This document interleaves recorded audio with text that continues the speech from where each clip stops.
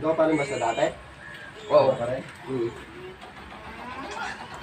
Nakukulang ko na natingin kami ng pero hindi naman dahil tumatanggap kami ng kumpare siya. Kaya nung nagka-project sa ulit, kinuha uli na iya kami.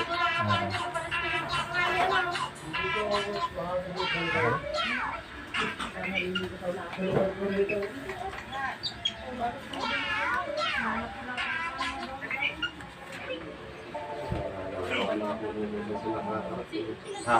Unawa na.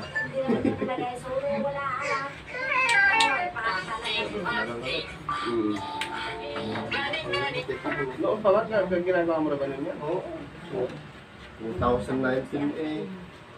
Nung nayari ako mag-ano, okay na. Naging tutok mo na. Taon na.